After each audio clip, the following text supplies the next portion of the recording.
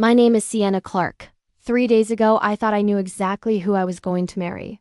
Tonight, I'm sitting in my empty apartment staring at an engagement ring that means nothing anymore.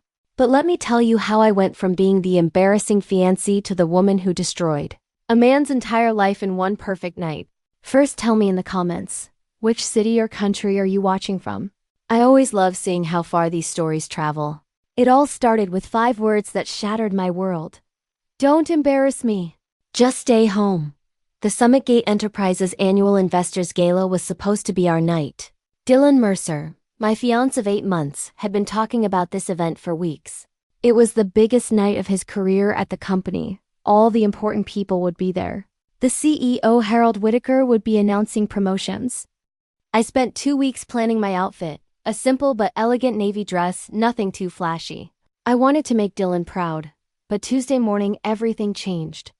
I was making coffee in our kitchen when Dylan walked in adjusting his expensive tie. He looked at me with this cold expression I'd never seen before. "Sienna," he said, not even looking me in the eyes. "About the gala on Friday." My heart started beating faster. Something was wrong. "Don't embarrass me. Just stay home," he said quietly. "They like bold, confident women at these events, not someone simple like you." The coffee cup slipped from my hands. It shattered on the kitchen floor just like my heart. "What do you mean?" I whispered. Dylan sighed like I was bothering him. "Look, you're sweet and all, but these people are different. They're successful, powerful. You wouldn't fit in." I stared at him. This was the man who said he loved me. The man who proposed 8 months ago in front of my whole family. "But I'm your fiancé," I said, my voice breaking. "And that's why I'm protecting you," he said, fixing his hair in the mirror. "Trust me. It's better this way." He kissed my forehead like I was a child and left for work. I stood there in the broken glass crying, but deep down something else was growing. Suspicion. That same afternoon I decided to surprise Dylan at his office. Maybe we could talk, maybe I could change his mind. I spent an hour getting ready. I put on his favorite dress, the blue one he always complimented. I even wore the perfume he bought me for my birthday. I thought if I looked perfect, maybe he would remember why he fell in love with me. I stopped at the deli down the street and bought his favorite sandwich, turkey and Swiss with extra mustard, no tomatoes. Such a small thing, but I remembered every detail about what he liked.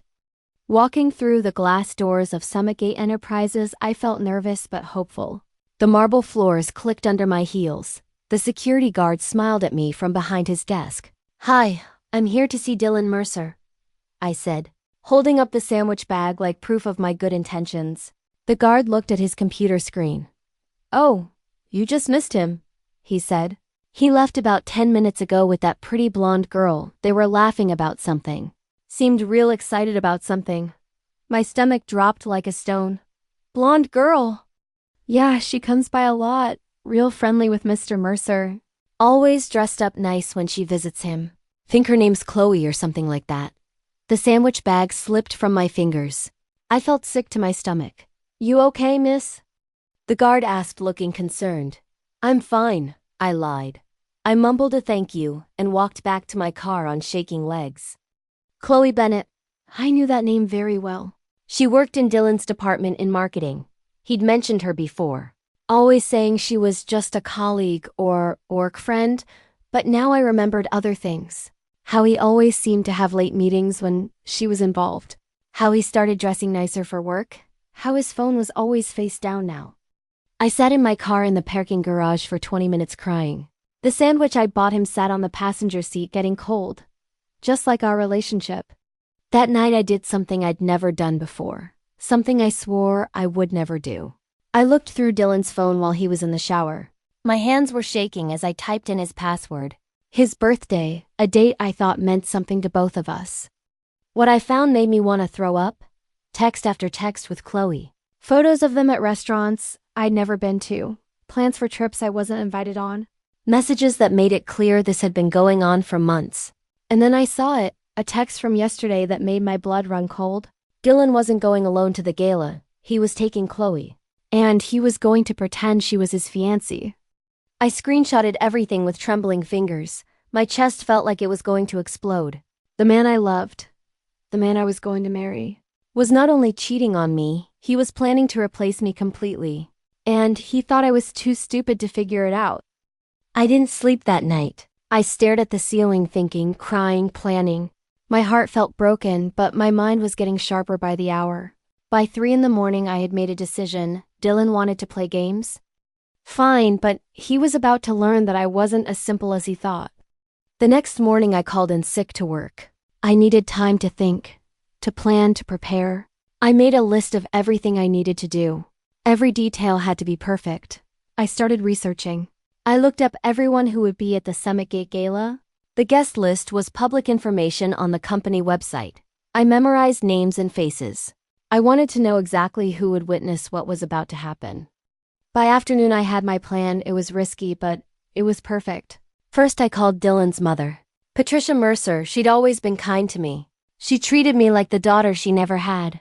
She'd even started talking about grandchildren and our future together. This call was going to break her heart, but it was necessary. Patricia, I said, trying to keep my voice steady and normal. I have a surprise idea for Dylan. Oh, how sweet. What is it, dear? Her voice was so warm, so trusting. Well, you know the big gala on Friday? The one he's been working so hard for? I was thinking, what if you came with me? As a surprise for Dylan? I know how proud he is of his job, and I thought it would mean so much to him to have his mother there to see his success. There was a pause. I held my breath. Oh, Sienna, that's such a lovely idea. But won't you two be going together as his date? My heart clenched, but I forced myself to sound cheerful. Actually, he's been working so hard on this event, dealing with all the planning and coordination. I thought this would be a nice surprise for him. Plus, I'd love to spend time with you. We never get enough time together, just the two of us. I would absolutely love that. Oh, Dylan will be so shocked to see us both there. If only she knew how shocked he was going to be. I'll pick you up at 6, I said. And Patricia? Let's keep it a secret until we get there. I want it to be a complete surprise for him. Of course, dear. This is so thoughtful of you. Dylan is so lucky to have someone who cares about his family so much. I hung up the phone and immediately started crying again. Patricia was a good woman. She didn't deserve to find out about her son this way. But Dylan had made his choice when he decided to humiliate me. Friday morning, Dylan left for work like nothing was wrong. He even kissed my forehead again. That same condescending kiss that made me feel like a child. I'll be home late tonight, he said. Probably won't see you until tomorrow. Have fun at your event, I said sweetly. He looked surprised that I wasn't upset. You're not mad anymore. I understand, I lied. You're just looking out for me. He smiled that charming smile that used to make my heart skip. Now it just made me sick. After he left, I went shopping. I spent 3 hours and most of my savings on the perfect dress. Not the simple navy one I'd originally chosen. This dress was deep burgundy silk that hugged every curve. It was elegant, sophisticated, and absolutely stunning. Then I went to the most expensive salon in Boston. I got my hair styled in soft waves that framed my face. I got professional makeup that made my eyes look mysterious and my lips look like I had secrets. When I looked in the mirror, I saw a different person. Confident, powerful, beautiful. The woman Dylan said didn't exist. Friday evening, I stood in my bedroom for the last time as Dylan's naive fiancé. I put on diamond earrings that had been my grandmother's. I sprayed on perfume that cost more than I usually spent on clothes. I looked like I belonged at a gala for successful people. I looked like someone who would never embarrass anyone. At 6 sharp, I pulled up to Patricia's house. She lived in a beautiful colonial home with rose bushes in the front yard. The same house where Dylan grew up, where she'd shown me his baby pictures and told me stories about his childhood. She came out wearing a lovely silver dress, her face glowing with excitement.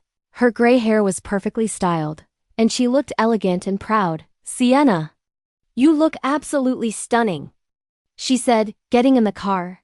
That dress is gorgeous on you. Dylan is going to be speechless when he sees you. Yes, I said, gripping the steering wheel. I think he will be.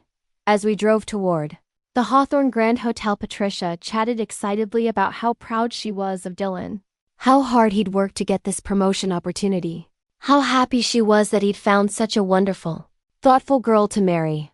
"I never had a daughter," she said, patting my hand as we stopped at a red light. "But when Dylan brought you home, I knew you were special. You're going to make such a beautiful bride." Each word was a knife in my heart. But I kept smiling and nodding, knowing that in 1 hour, everything would change forever. The Hawthorne Grand Hotel was lit up like a palace. Expensive cars lined the valet area. People in designer clothes walked up the marble steps. Patricia and I walked to the entrance arm in arm. My heart was pounding so hard I thought everyone could hear it. The security guard at the door checked our names on the list. Patricia Mercer and guest. Dylan had put his mother on the list months ago.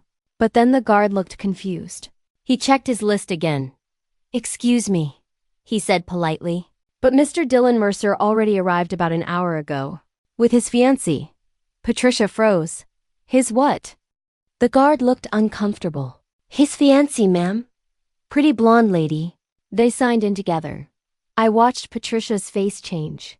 Confusion, then concern, then something darker. "There must be some mistake," she said slowly.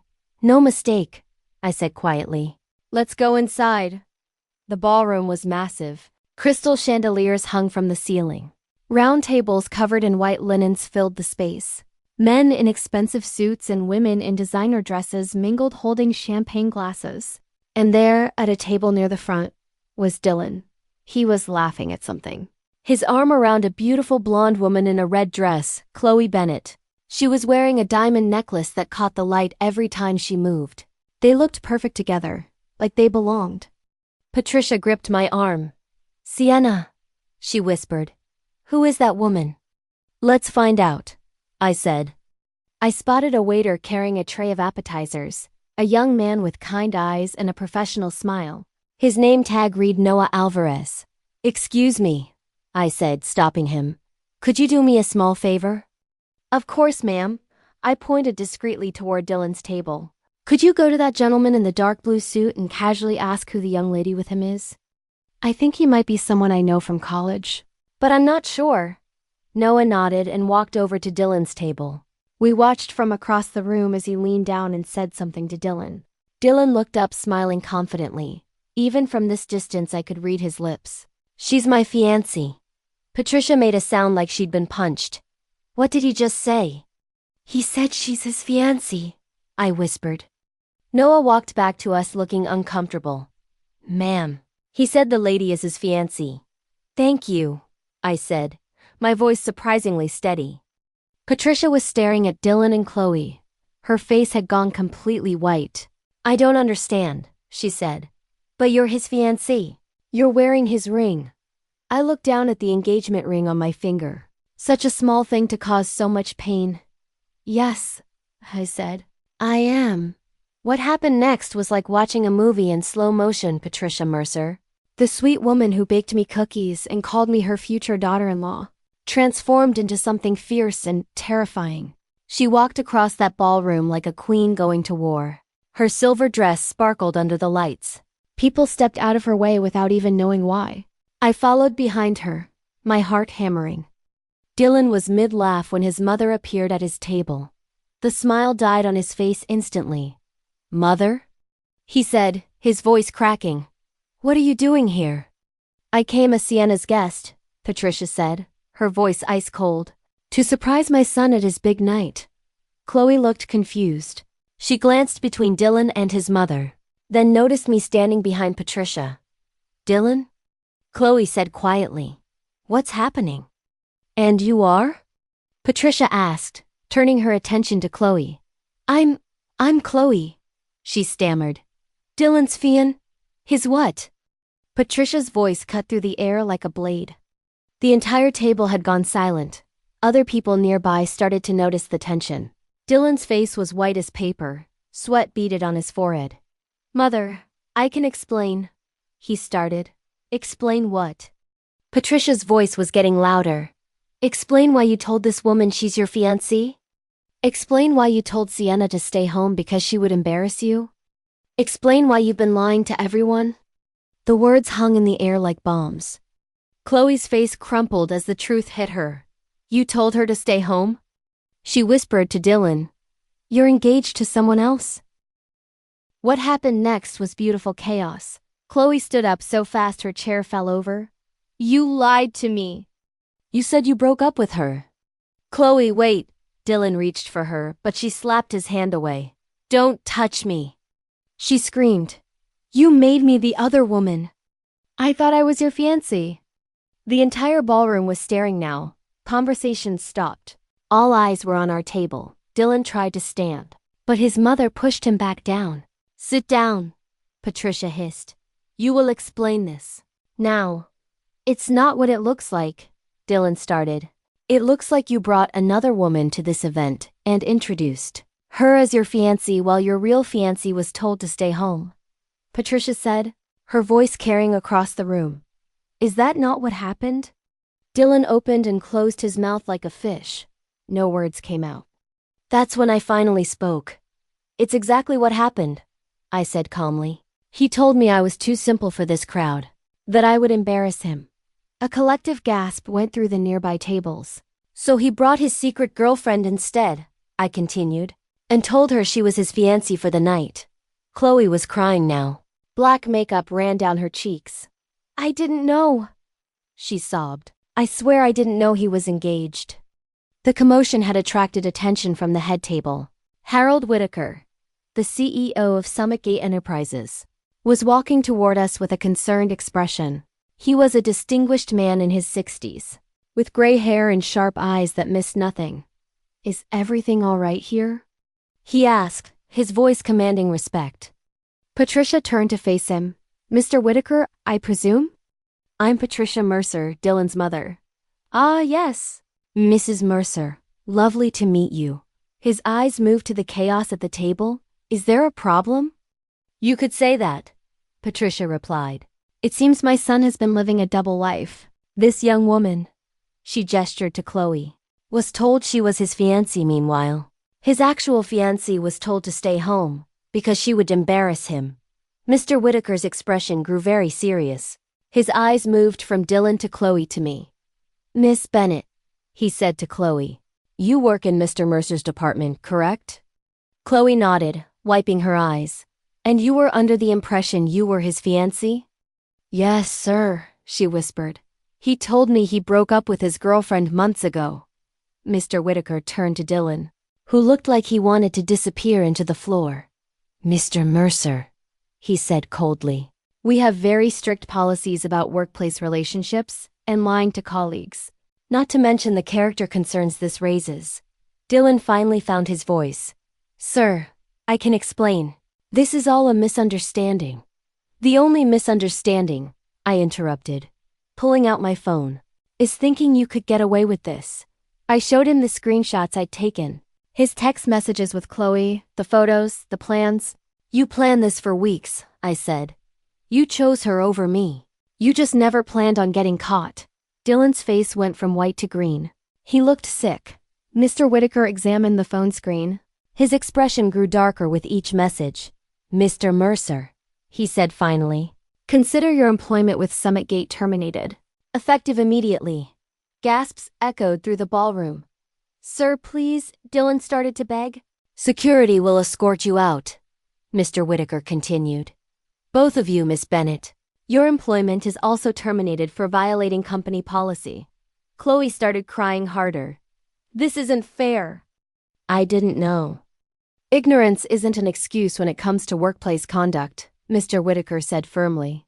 You should have disclosed the relationship regardless. Security appeared as if from nowhere.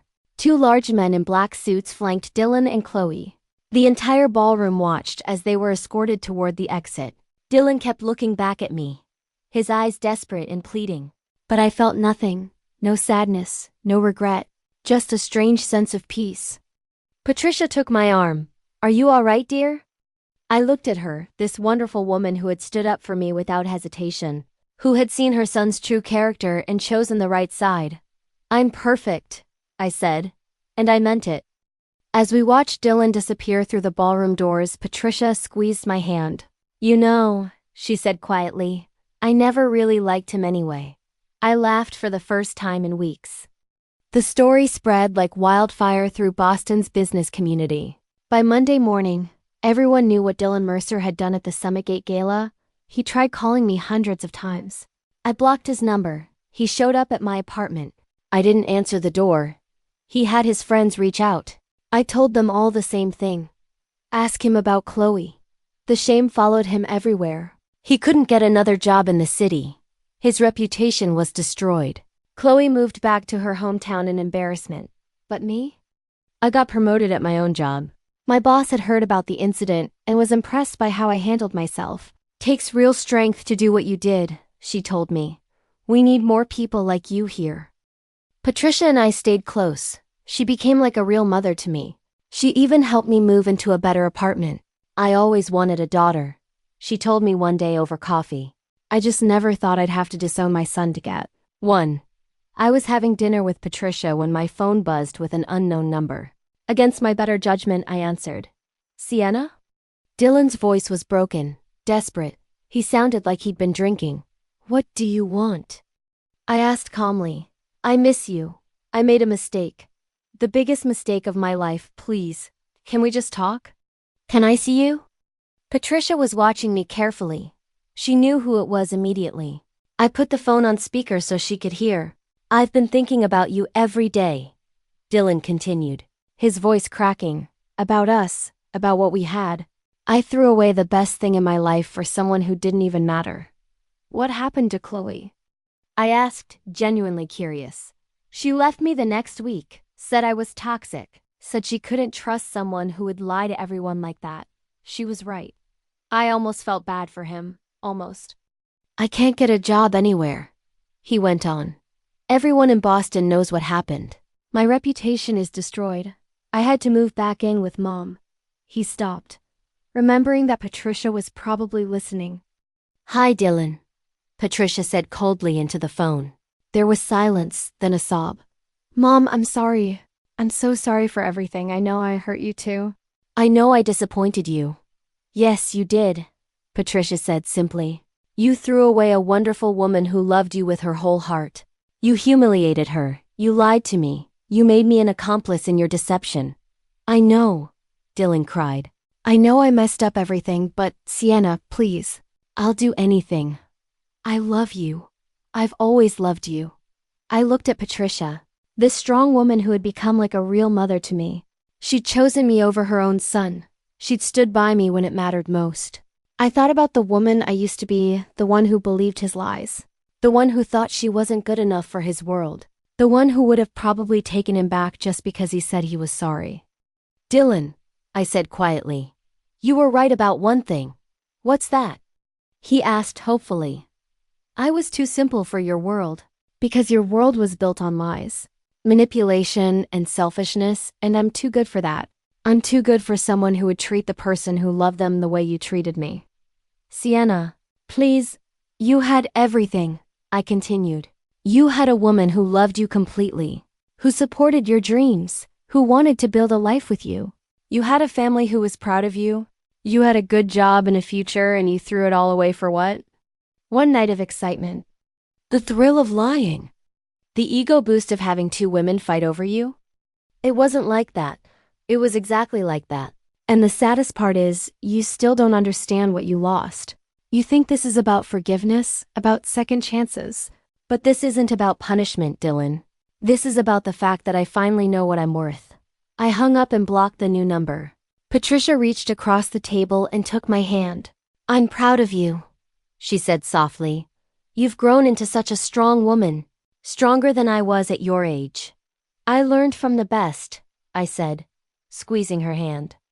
People think revenge is about hurting someone who hurt you. But real revenge isn't about causing pain.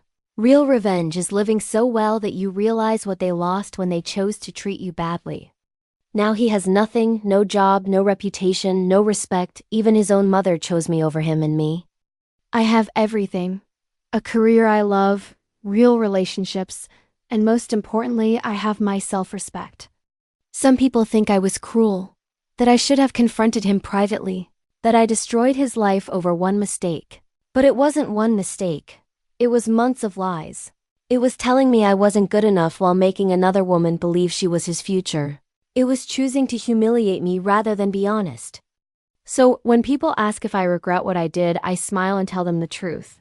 The only thing I regret is not doing it sooner. Has something like this ever happened to you? If yes, tell me in the comments. I'd love to know your story.